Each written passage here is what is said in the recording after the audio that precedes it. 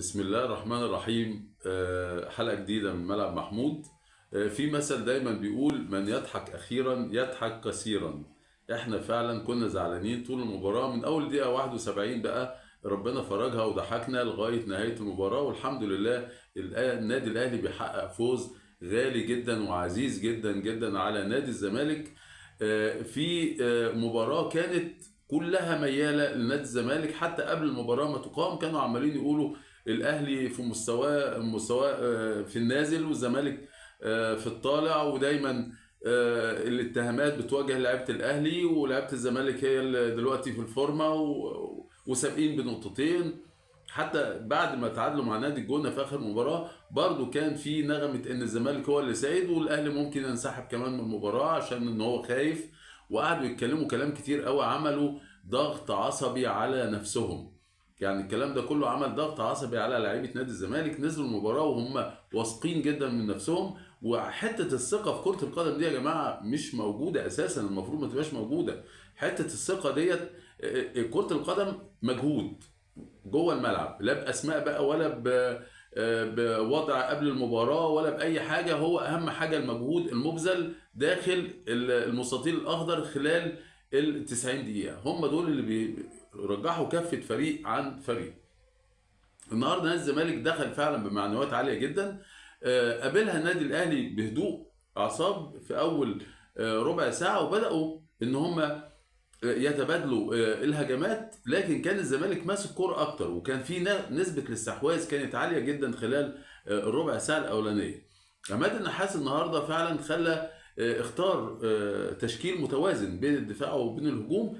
خلى خط الوسط عمران. دايما خط الوسط كان في النادي الاهلي خصوصا في الشوط الثاني بقى مسيطر على مقادير الامور، وفعلا بدا هو اللي يتحكم في رتم المباراه.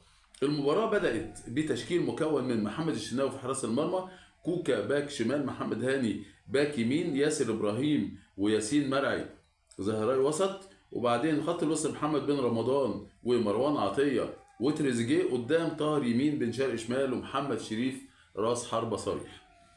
المباراة بدأت سخنة جدا. الزمالك زي ما قلت لحضراتكم كان ماسك كرة في أول 4 دقايق. في الدقيقة 4 انفراد بعد ما خطفوا الكرة من تريزيجيه، وكانت كرة خطيرة جدا جدا، بس حصلت دربكة ورجعت تاني في ايد الشناوي، لقاها في ايده، وكانت فرصة خطيرة جدا في الدقيقة 4. في الدقيقة 10 انفراد من ادم كايد، ده لاعب نادي الزمالك.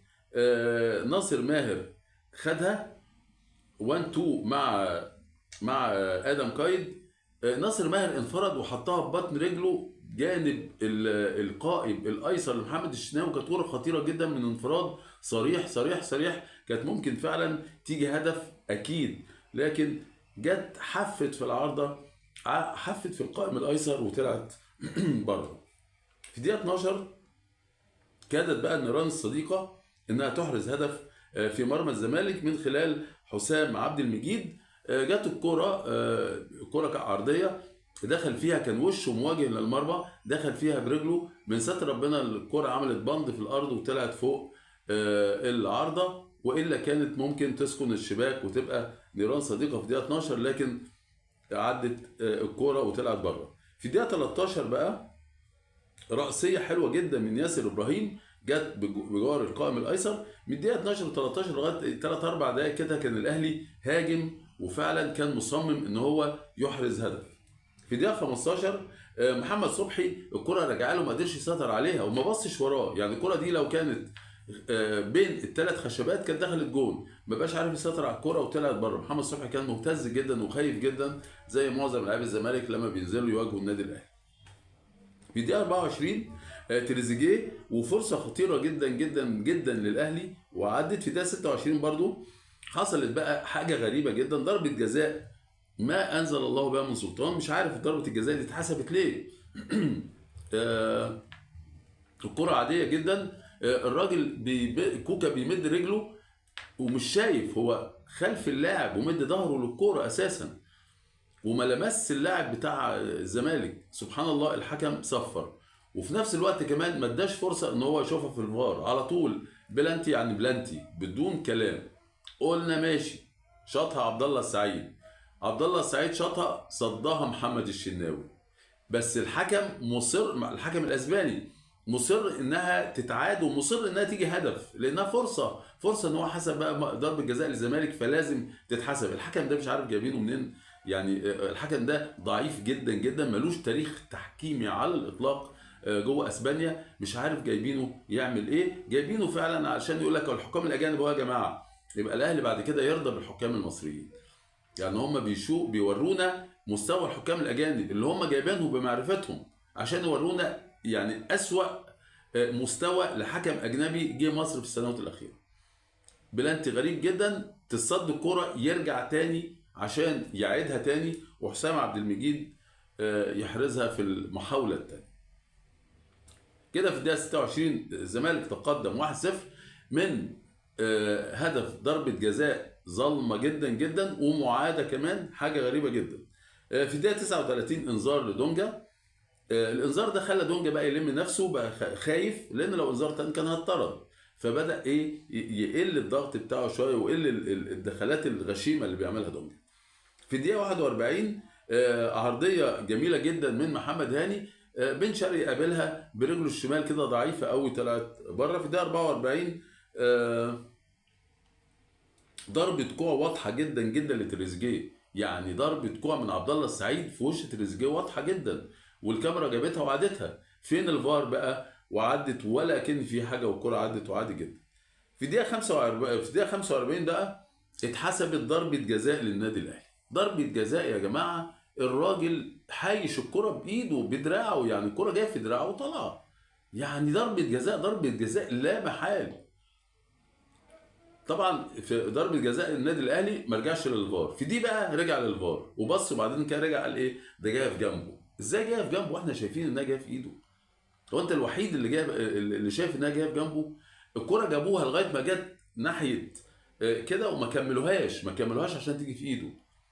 الفار متعمد ان هو يوري له بس الحته اللي هو ايه عشان يلغي ضربه الجزاء. ضربه جزاء واضحه جدا جدا جدا وما فيهاش رجعه، لكن سبحان الله ربنا عادل، الحمد لله ربنا عدلها في الشوط الثاني. الكوره عدت ولغى ضربه الجزاء اللي كان هيحسبها في نهايه الشوط الثاني. دخلنا على الشوط الثاني، النادي الاهلي خد جرعه منشطات من كلام النحاس والجهاز الفني، واكيد كابتن وليد صلاح الدين كلام اكيد ادوهم دش بارد جدا، لان الزمالك يا جماعه حقيقي فرقه ضعيفه، فرقه ما فيهاش ناس. عبد الله سعيد انهك، الراجل عنده 40 سنه وشه وهو بيجري الراجل خلصان. ناصر ماهر اللي كان متعلق عليه الامل اتغير.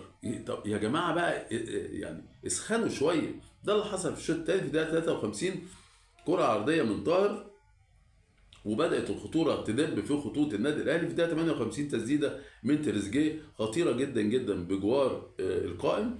في دقيقه 59 بن شرقي انقذ كره خطيره جدا في ظل الهجوم بتاع النادي الاهلي. في دقيقه 59 كانت في هجمه مرتده خطيره قوي قوي قوي لنادي الزمالك.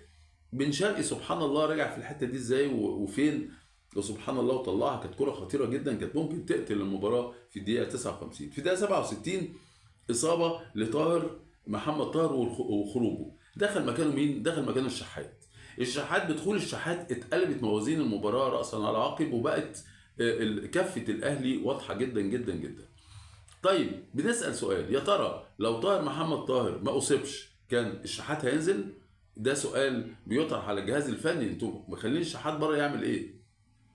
المهم الراجل نزل الشحات بعد 3 دقايق بالظبط او 4 دقايق من نزوله، احرز هدف التعادل بشكل جميل جدا. الضغط كان جامد قوي من ناحيه اليمين، خد الكوره في نص ملعب نادي الزمالك ووقفها ومشي بالعرض، وبعدين اداها لمحمد شريف داخل منطقه الجزاء. محمد الشريف لم حسام عبد المجيد، حسام عبد المجيد باع نفسه، وقع. محمد شريف لمها ورجعها تاني للشحات، الشحات برجله اليمين وهاتها يا محمد يا صبحي من الشبكه.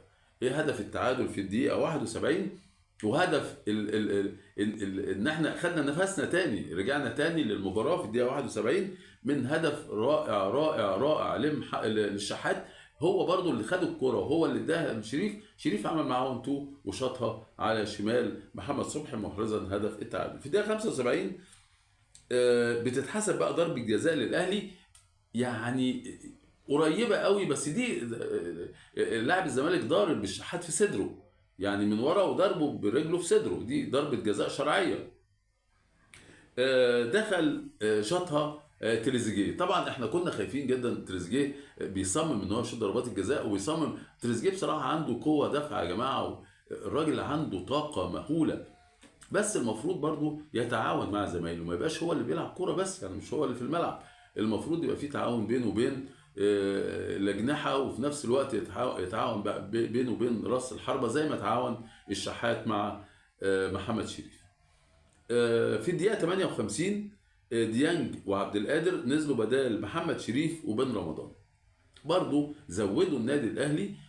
ديانج لعب كورتين حلوين جدا جدا، منهم كوره كانت يعني عمر كمال عبد الواحد كان منفرد من ناحيه اليمين طلعها بره، مش عارف عمر كمال عبد الواحد كان خلص المباراه، مش عارف الكوره دي طلعت ازاي يعني. ديانج وعبد القادر نزل مكان محمد شريف بن رمضان. في الدقيقه 93 فرصه خطيره للزمالك جدا، عمرو ناصر اللي نزل احتياطي. الراجل ده عمرو ناصر ده على فكره خطير جدا، لعب كورتين بدماغه، واحده جت في العارضه وواحده طلعت بره، كورتين خطيرتين جدا في اخر 5 6 دقائق. في دقيقه 95 تريزيجيه وبن شرقي طلعوا ونزلوا عمر كمال عبد الواحد واحمد رضا نزلوا مكانه في الدقيقه 95 عشان يزودوا الناحيه الدفاعيه شويه. في الدقيقه 98 زي ما قلت لحضرتك عمر كمال عبد الواحد ضيع كوره ما تضيعش لغايه في الاخر المباراه ما انتهت بنتيجه 2-1، وده انتصار جميل جدا وعظيم جدا للنادي الاهلي، رجع الثقه ورجع كل حاجه لعيبه النادي الاهلي، الثقه المفقوده على مدى الموسم وفقد النقاط. يعني احنا فاقدين يا جماعه 9 نقط، 9 نقط. دلوقتي كان الزمالك متقدم علينا بنقطتين، دلوقتي احنا متقدمين عليه بنقطه الحمد لله. المباراه دي وال3 نقط دول ب6 نقط، المباراه دي رفعتنا فوق، خلتنا نتصدر الدوري، واحنا كان من 3 اسابيع بالظبط كنا في المركز ال 15. كانوا الزملكاويه بيتريقوا علينا بيقولوا لنا احنا بندور عليكم في الجدول مش لاقيينكم، اهو اديكم لقيتونا يا جماعه وتصدرنا الدوري. وعايزكم تعرفوا حاجه، ان النادي الاهلي بيسيبكم بس كده تلعبوا، بيسيبكم يتفرج عليكم، وفي الاخر ساعه ما بيحب يتصدر القمه ويطلع فوق الكل، بيطلع فوق الكل. فما تتغروش في اي وقت من اوقات الموسم. النادي الاهلي وقربها الموسم اللي فات، الموسم اللي فات كان الاهلي خلاص، يعني كانوا بيقولوا خلاص الدوري ضاع، سبحان الله اخر 6 مباريات النادي الاهلي بيفوز فيهم وبياخد بطوله الدوري. فما تستعجلوش، ما تستعجلوش. نقول مبروك للنادي الاهلي، مبروك لعيبه النادي الاهلي، الرجاله اللي بصراحه انا فخور بيهم. النهارده عملوا مباراه عاليه جدا، كانوا بيلعبوا بحماس، كانوا بيلعبوا بقوه، كانوا بيلعبوا بشراسه، والشراسه دي هي اللي خلتهم يوصلوا للمستوى الرائع ده ويدافعوا عن لون فلنة النادي الاهلي، وفوز فوز عظيم عظيم عظيم اسعدنا جدا واسعد كل الاهلاويه. ولا عزاء للحكم الاسباني اللي جايبينه مخصوص عشان يخسر الاهلي، بس ربنا موجود والحمد لله، ربنا نصر النادي الاهلي، وان شاء الله النادي الاهلي ياخد من المباراه دي بقى ثقه، وياخد فيها ياخد منها القوه اللازمه، لانه يكمل بقى بقيه الدور الاولاني والدور الثاني، ونعرف ناخد يا جماعه بطوله، نعرف ناخد بطوله دوري واحنا مرتاحين. مفيش داعي ان احنا نقعد نلعب واحنا نفسنا في الاخر بيبقى يعني بيبقى يعني بنبقى تعبنا ازاي، ان المفروض ان الاهلي يبقى متصدر وبنقعد يعني نضيع فرص ونضيع حكايات، وبنيجي في الاخر نزنق نفسنا ليه؟ ان شاء الله باذن الله تبقى فتحة خير على النادي الاهلي بعد كده، ونشوف بعد كده مستوى تاني كله ثقة بقى، وكله شراسة وهجوم زي ما بنشوف، زي ما شفنا النهارده. مبروك مرة تانية وتالتة، ودايما دايما مع انتصارات النادي الاهلي، ونشوفكم على خير، والسلام عليكم ورحمة الله وبركاته.